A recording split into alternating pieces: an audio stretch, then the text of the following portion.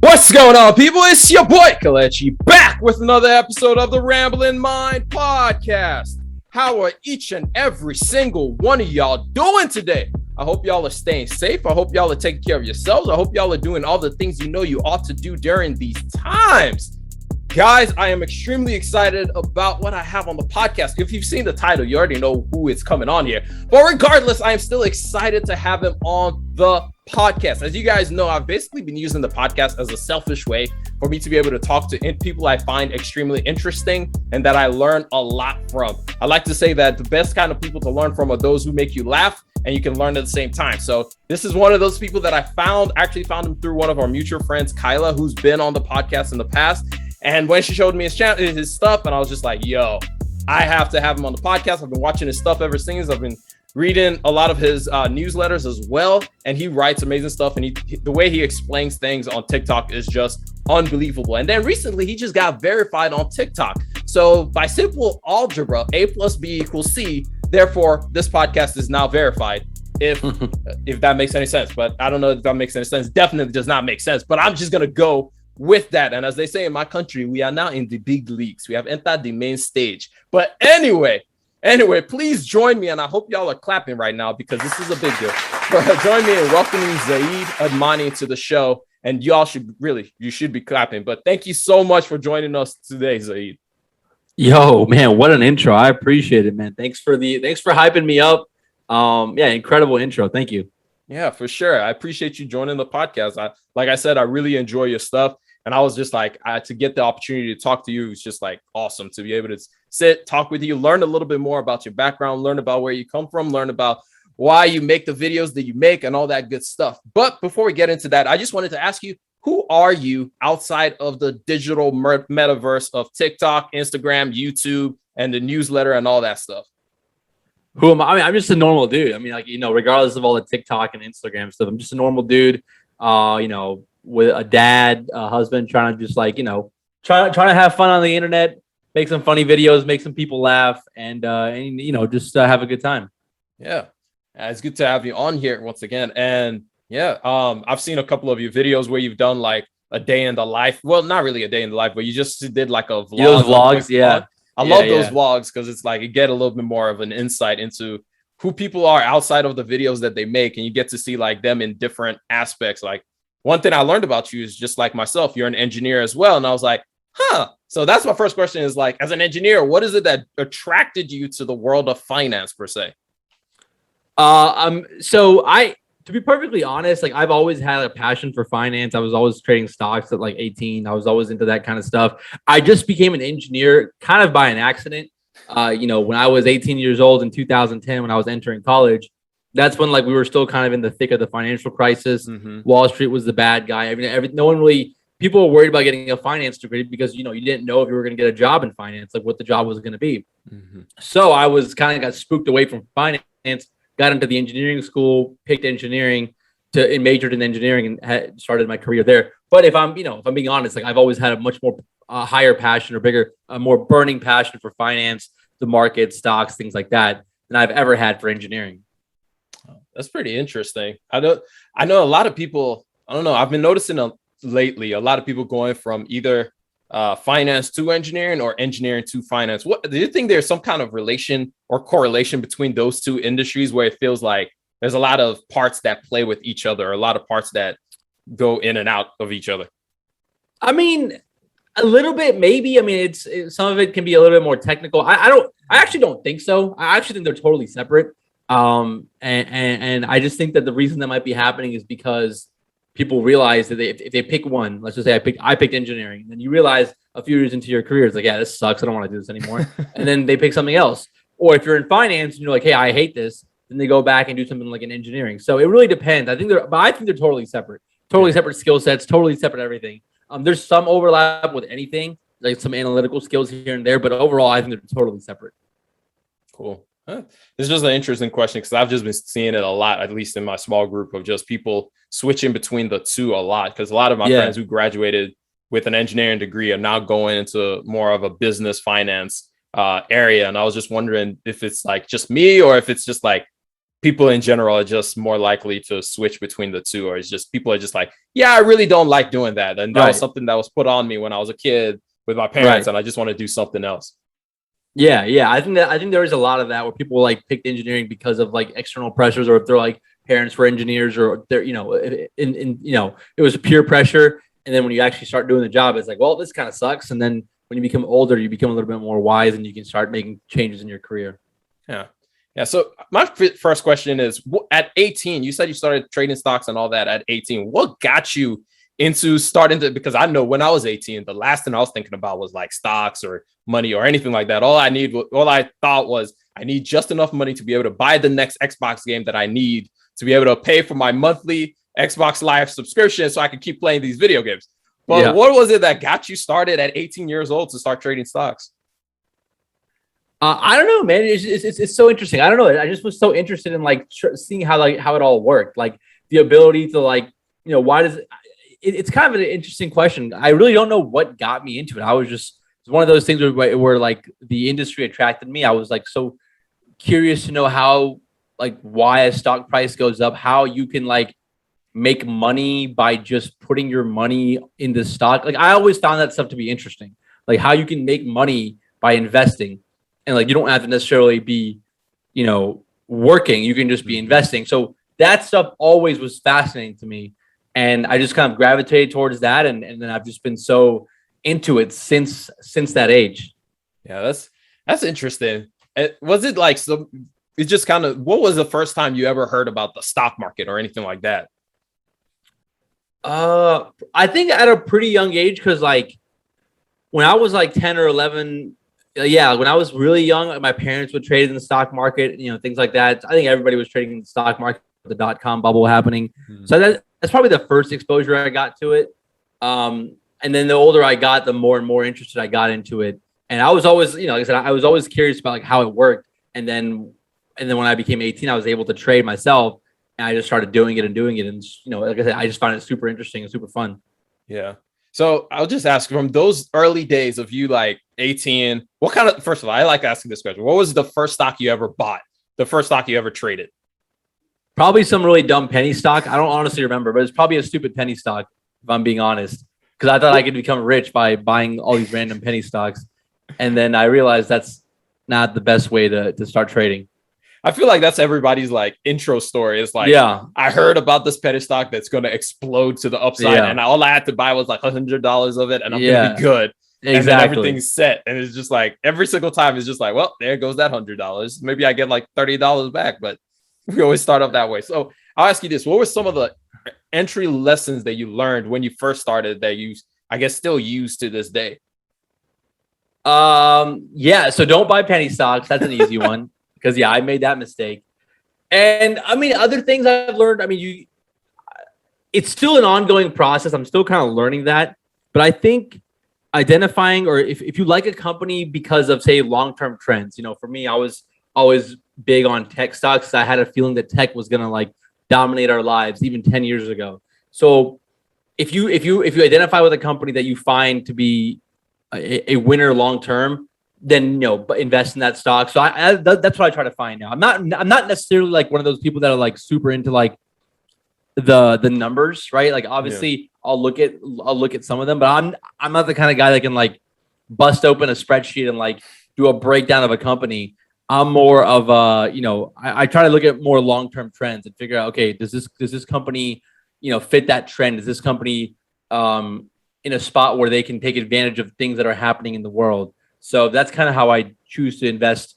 I learned that strategy over time. Yeah.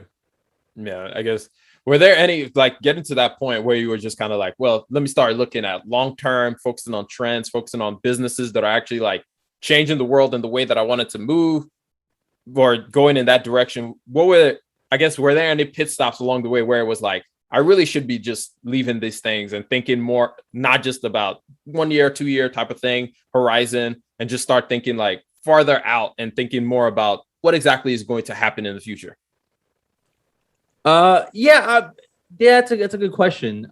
I've always tried to take a long term. After I like took my initial bumps of trying to become a millionaire by buying penny stocks, I started developing more of a long-term approach to this stuff, at 20, 21 years old. So and I always try to find companies that I can get behind for, 5+ years. So that's kind of the philosophy that I have. Yeah, that's pretty cool. So switching lanes just a little bit to ask you more about why exactly you create videos about money, because money is one of those things that people see as a taboo topic. I know on a money podcast, I'm asking this question as well, but it's just interesting to see or talk to people about who create, whether it's videos about money, write about money, talk about money, anything along those lines. I always like to ask the question, what exactly drove you to actually creating this content? Because really, on the grand scheme of things, with most people, they don't like talking about money at all. So what is it that made you like, oh yeah, I'm going to make TikToks about money of all things? Well, I mean, I think I don't necessarily think about like that I'm talking about money. I'm more talking about like the drama in the markets, right? Yes, there's money associated with it. But you're absolutely right. People just don't seem to avoid that topic altogether. But to me, I like to kind of focus. I don't necessarily like to focus on like, you'll see a lot of content of people talking about, hey, I made $50,000 day trading, this and that. That's not really the content that I'm all about. I like talking about like, like what's happening in the markets. How can I explain it? How sometimes the way it's explained on like, some of these mainstream forms of media are so boring. I just try to add a little bit of flavor to it. So I'm not even really getting into like the money. Like I'm not really necessarily talking about personal finance as much as I'm talking about like the markets and like the drama and like the storylines and like, oh, Apple being sued by Fortnite, like all this stuff. That's kind of what I like to focus on, because to me, like that's where all like the stories are. Yeah. And I just try to explain them or showcase them in an interesting way. Yeah, I would definitely say you do a great job of doing that, because you made the video of Netflix versus Disney, and just like the whole thing was hilarious to just watch of the Disney basically throwing shade at Netflix, and it's literally what's happening in the market. And you just put it in a more, I think you put a face to like these companies that we all know about, and you make them just have more of a personality than that most of us never really think to attach to these companies. And you just do a good job of just coming up with concepts. So that's my other question, is like, how exactly do you come up with some of these concepts? Like, is it one of those things where you're in the shower and it's like, oh, I'm gonna make a video about that? Or is it something where you're like, take a second, sit down, and then you script everything out? Or is it just at random times these ideas just pop up? It's a little bit of both, man. I mean, yeah, sometimes I'll get some really good ideas in the shower. If I'm driving to work, I'll get a lot of good ideas. But a lot of times I'm just like kind of going through all the business news that are trending, see what's happening, see what people are talking about. And then if I like a story, and I'll start developing an idea or a script, and then kind of just go from there. A lot of it is a very iterative process. Like I'll do a script, see how it is. If I like it, cool. If I don't, I'll rewrite it. So yeah, no, it really sometimes inspiration kind of hits you at different times, and sometimes it's in the shower, sometimes it's like when I'm actually at my computer and like ready to write. So it just depends, man. But yeah, it's kind of crazy, the creative process of like where the ideas come from. Yeah, that's definitely true. It's you never know exactly when like something might happen. I was talking to my sister the other day, and she said something. I was like, "Ooh, that would be a good idea for a video." It was such a small thing that doesn't make any sense, but I also like this about one of the things you did a video where you said if CEOs were like sports stars, and you did a video about that, and just like connecting those two things that don't seem to like go together at all, but like just you bringing those two concepts together is something I love whenever anybody does that, of bringing two topics that seem completely unrelated and then putting it together to create something new. Is just something I love watching.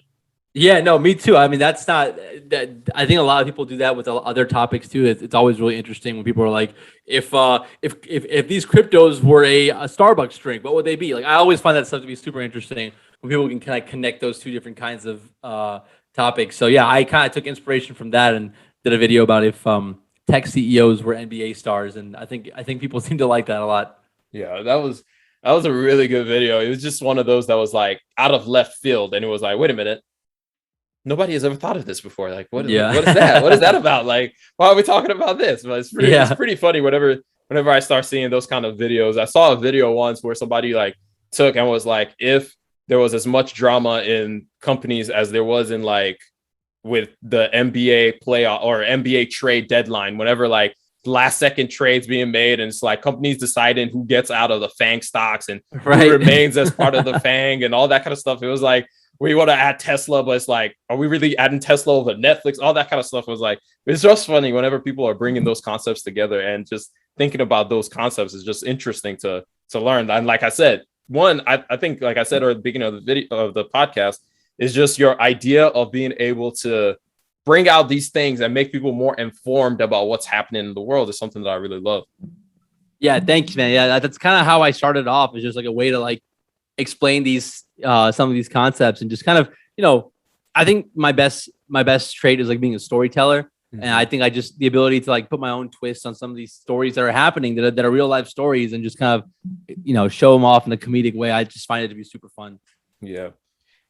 So what got you onto TikTok? Like, TikTok was one of those platforms where like, it was like, oh, everybody just, whenever you talk about TikTok, most people are like, oh yeah, kids dancing. But what got you started? I think you started in 2019, I heard from somewhere or something like that. Man, I was on there before it was cool. I was on there in November 2019. And then everybody got on there when the pandemic hit in March of 2020. So I got on there a little bit earlier. Yeah. So what got you on to be like, you know what, I'm gonna get on TikTok, even though every video that I see is for somebody just dancing? Yeah. I think there was a lot of buzz building up for it, and then I saw a couple articles about it. I think I saw Gary Vee talk about it, and so I downloaded it, and then for the first month I didn't really do anything. I was just like consuming the content, and I always thought that it was dancing teenagers as well. But once you start like going through some of the stuff, I'm like, oh, this is actually there's some actually pretty cool stuff, really funny stuff. I kind of got some it kind of had like some vibes of Vine. I'm like, this is really good stuff. Like, there's some comedians on here, good storytelling, like really funny. And so in November of 2019, I decided to kind of like throw some content on there as well, participate, and then eventually develop my own style. And then March of 2020, when like the pandemic happened, and like, everybody got on TikTok. Yep. It was, I was already kind of like on there. I already had a feel for what like how the platform worked. It was really cool. Yeah, that's pretty cool. Yeah, I know, like, even like 2020 was just kind of like, so how was actually talking about that? How was that for you, of like going from 2019 into 2020 when the world kind of just hit pause for a second on like, we couldn't do anything? How was that being home all the time? I know you have a daughter as well. How was that, just life with your daughter, life with your wife, and everything going on at home? How was that period for you during the pandemic? I mean, it was strange, right? But I mean, so I'm in Texas, and my offices were only closed for like 6 weeks. We were back in the office. So, it shut down. Offices shut down in March 2020. We were back in the office by June. So I've been back in the office for over a year now. So it was obviously like, uncertain times, and, things were crazy, but there was a lot of fun times too, like playing board games and, spending time with family, like all that stuff was awesome. So there was pros and cons. And by June, man, I mean, everyone that I knew everyone that at my company was pretty much back in the office. So things were kind of felt like almost normal, because it was like, we're back in the office. We were wearing masks in the office, but we were back, and it kind of felt somewhat normal. But yeah, it was those like lockdown periods, those 6-7 weeks were interesting, man. But I mean, I think we made the best of it. Yeah, for me, we're still not in the office. Like, we're still working from home and everything. So it's interesting hearing different perspectives from different people, where some people are already back full time in the office, and people like me are like, well, we'll see what happens. And it's like this switch off. Do you guys, during that time period, did you guys start doing more of are you guys in a hybrid mode, or is it just full time back in the office all the time? It's more of a hybrid. So like, okay. It is hybrid, but I feel like at this point, most people are pretty much in the office. So yeah, it is hybrid. And back then, like back summer of last year, it was a hybrid. It was more hybrid. Like, people would come and go. But I think more or less most people are back. That's cool. That's pretty cool. So speaking of just being how old are you? You're around 30, right? I think I'm 29. Yeah, you're 29. So just a couple of years older than me. So one of the questions I always like to ask people who are, well, in my viewpoint, ahead in life, further in life than I am, is how has life changed, especially after now you're married and then you've had kids? What's some of the things that you've had to start learning, or you've learned about in the short period? Well, not short, How old is your daughter, if you don't mind me asking? She's 2.5. Okay, cool. She's like the superstar of every Yeah. TikTok you upload with her. I'm like, yeah, she steals the show. But what has life been from being a single dude, living by yourself, doing all the things that you were doing before to now being married and having a daughter? And what are some of the changes that you've had to, I guess, implement in the way that you think about certain things? Man, that's a pretty deep question. I mean, yeah, you have a lot more responsibilities, and that you have to take into account. You can't just like do whatever you want anytime you want. You kind of have to really, you have to have a lot more discipline to take advantage of all the time, the time that you have. So try to schedule things when the kid's asleep, or try to make sure that you get your work done, so you can be back home to spend time with my daughter. So it's just kind of forced me to be more disciplined. But it's great, man. I mean, it's fun. Like it's a great time. It's a great feeling, but definitely has to be a lot more disciplined, because I just don't have that same level of time or freedom that I had. I can't just like, all my buddies are going to New York. I can't just drop everything and go to New York, or wherever I want to go. I have to be a lot more, there's a lot more decisions that I have to go through, or hoops I have to jump through to make sure that, I can do things that I want to do. But overall, man, it's a great feeling. That's dope. There was a video you made about you. I guess it was a video where you talked about like your perspective change on money, where it was like you wish, or you talked about if you were giving yourself some advice from the past, you wish you didn't, as I guess, live as frugally as you did when you did, and you would have actually changed some things up. What was the inspiration of that video that caused you to make that video, and what are some of the lessons, I guess, if you will talk about that a little bit more? Yeah. I mean, so I think a lot of times, I mean, someone like myself, I'm pretty frugal, and I think a lot of times people like can take it a little too far, right? The perspective that I got now is like those little things that I used to stress out about, like, oh, I could save 5 cents a gallon if I fill up at this gas station versus that gas station. If I don't order appetizers for $8, it'll help me save money.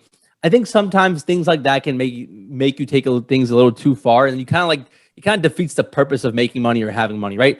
I think my perspective has changed to where like I try to focus on like the bigger stuff now, and not necessarily focus on like some of the little things that I used to obsess about, and kind of go out of my way to save a little bit of money for. Now I try to focus on like some of the big stuff. So that's really the thing that I've learned over the years is like, okay, maybe don't stress about too much. That I'm paying 8 cents a gallon more to fill up at this gas station instead of driving 10 minutes down the road and go fill up this gas over there.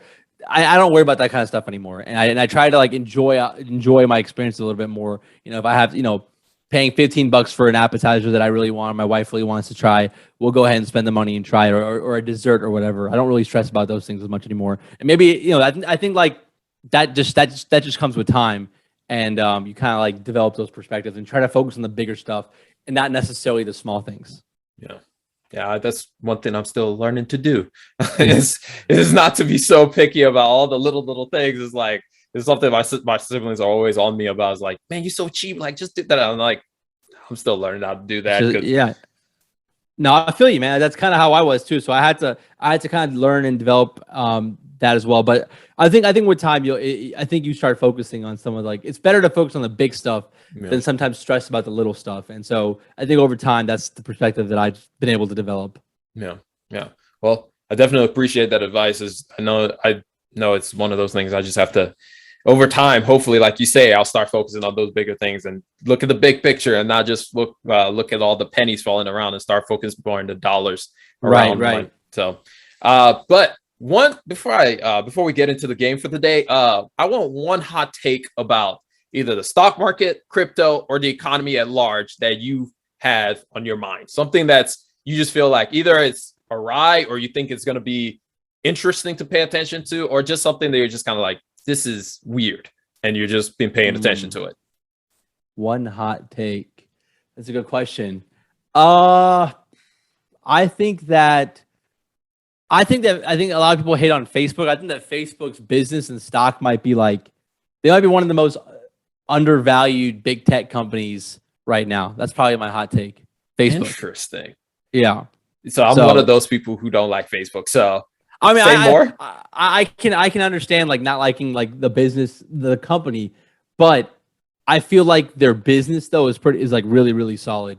And I just don't see them going anywhere.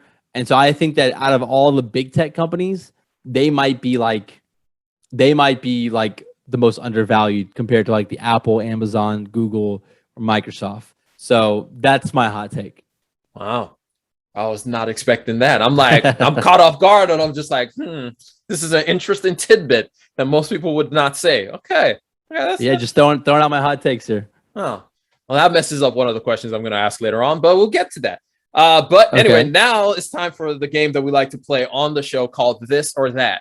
You cannot pick the middle ground. You have to pick one or the other for each and every single one of these things. You ready? Let's do it. Cool. All right. TikTok or Instagram? TikTok. Twitter or Substack? Twitter. YouTube or TikTok?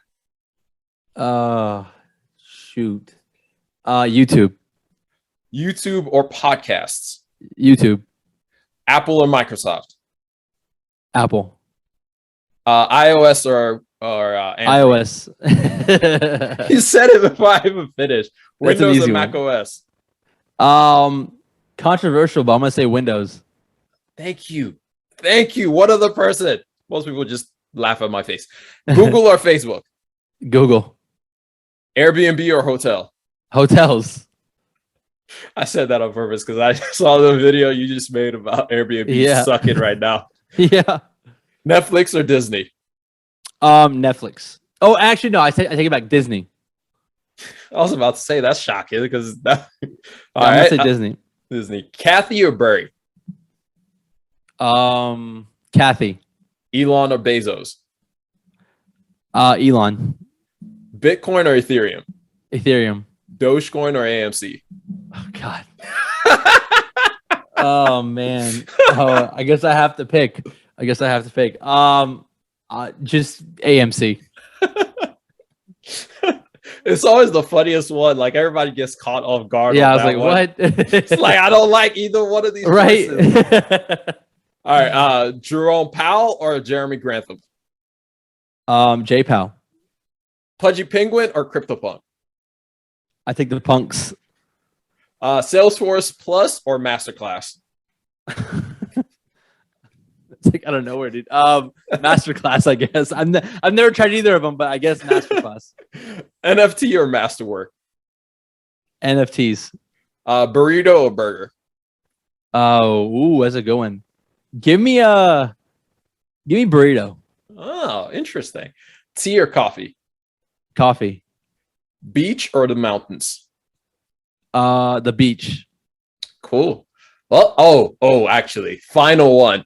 If you wanted to run the biggest scam in the world, who would you hire? Elizabeth Holmes or Adam Newman? Oh boy. Or Trevor Milton. Or Trevor, even better, actually. All right. Probably Adam Newman, man. I'd probably say Adam Newman because, I'd probably say Adam Newman. I mean, he never got caught. That's true. He just walked away with $1 billion, whereas Elizabeth Holmes is on trial. Did I lose you? Got paid. Hello? Your video just froze up, by the way. Just a heads up. This is going to be interesting. Final this or that. If you had one company that you could buy as Warren Buffett likes to say, for the next 30 years, the stock market gets shut down. You can't buy anymore. You can't trade anymore for some reason, whatever happens. But you would hold, and 100% of your net worth has to be in this one company. I see you talk about Apple and Disney a good bit, and you just said something about Facebook.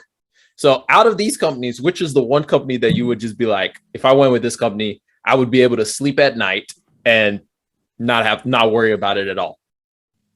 Damn. I'd probably say Google. Google. Yeah. Okay. I'd probably say Google. I think they're probably the most solid. Their business is like they have like literally zero competition. And it's like Google is like the front page of the internet. So I think it's Google. I pick Google. Yeah. Cool. So one company that you would marry and you would never sell off no matter what. If you were to marry a company, which would be weird, but yeah, probably Google. Cool. Yeah, it's It's just too. Yeah. If I had to pick one and not sell it off for my entire life, I'd probably pick Google. One company you would have a one night stand with. That by that I mean a company that is really attractive, really hot, but you're going to regret it afterwards. Let's see. Tesla, probably. Yeah. Yeah, Tesla. Yeah. And then finally, one company that you would kill if you had all the Infinity Stones and you could literally Thanos it out of this world. If I could kill a company. Damn, I don't know. It's a good question. I never thought about it. I never thought about that question before. I don't know. Maybe what's a company that would like Nikola, I guess. I mean, I don't know. They're pretty much dead anyways. I don't know. You caught me off guard on that one, man. I don't know. I don't know which company I want to get rid of. Nobody ever thinks of companies because when it's companies we don't like, we're just kind of like whatever. Like we ignore them because we don't like them. So it's always one that catches everybody off guard. Like, wait, what? Like, why would what? Exactly. Always a good question. I don't know. That's a good question. I'm gonna have to get back to you on that one. All right. So final question that I have for you is one place that you would like to go in the near future. Like to travel somewhere? Yeah. Once we're done with this whole pandemic, without any place in the world where we no longer have to deal with travel restrictions, quarantining, all that stuff. What's one place that you would like to go with your family? One place I like to go with my family. Ooh, yeah, I haven't thought about traveling in a while. I'd probably pick. I like my initial, probably Japan. Yeah, I want to go to Tokyo. Just go somewhere in Japan. Yeah, that seems to be like even me. I want to go to Japan. Like, I'm hoping to possibly do that with a friend of mine, and it's like that's literally destination number one for most people. Is like, I want to go see this culture. I want to go see all the stuff they have to offer. Oh, absolutely, yeah. I mean, because I've been to Europe so many times that like I've seen it. Obviously, I'd still like to go to like some places in Europe that I haven't been to, but Japan sounds awesome. Awesome. And then I'll just give you the floor of like any advice that you want to leave with everybody of something to aspire towards or any advice that you just like to share. We have a lot of young listeners on the show. What's a piece of advice that has helped you get to where you are now and is helping you push forward into the future? I think the best advice that I can give is like persistence. It's one of those things where like I remember when I was at even in my young 20s, I always wanted to do something, make content. And I was never able to do it because I was always worried about like either judgment from others. I was always worried about like, oh, what if my content isn't good? So I think the best advice I can give is like, if you want to do something, and I would recommend that you do that, but also make content around whatever you're doing. And I know it's really hard, but try not to worry about the judgment of others because like that is the biggest killer of any sort of ambition or idea, worrying about what other people might think.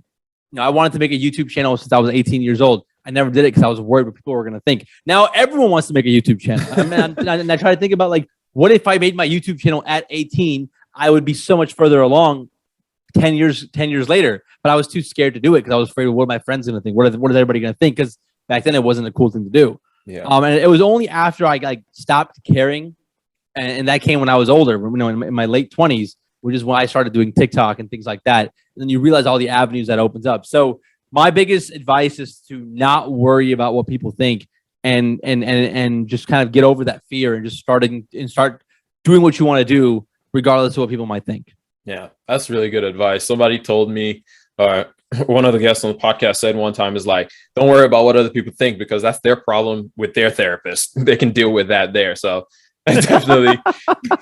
That's a good one. That's a very that's a good way of saying it, man. Yeah, so that's good. Yeah, that's really good advice. I really appreciate you coming on here, and please let people know where they can find you on all your platforms because people really need to go find you. I appreciate it, my man. I'm on TikTok at Admani_explains. Also on Instagram at Admani_explains. Talking about the markets, talking about business news, talking about all the crazy drama that happens in the crazy world of business. Also on Twitter at Admani Explains, and then I'm also on YouTube now, trying to make some YouTube longer form content at Admani Explains. So If you just Google Admani Explains, all my social handles should pop up. So I'm everywhere. Yeah, and I'll also plug his newsletter because the newsletter is actually fun to read. So definitely, I will have a link to every single thing down in the show notes and down in the description for everyone to go check him out because he makes awesome stuff and you really need to go check him out. But guys, thank you all so much for listening. Thank Zaid for coming on the show today. But anyway, that's all that we got on here. If you enjoyed this podcast, please share it with one person that you love, one person that you hate, and one person that you're just kind of like about. And by that time, you to share with every single person that you know. But it's been your boy Kelechi. I'm going to catch you up on the next one. Remember, generosity is always greater than greed. God bless each and every single one of y'all. And we're out of here. Peace.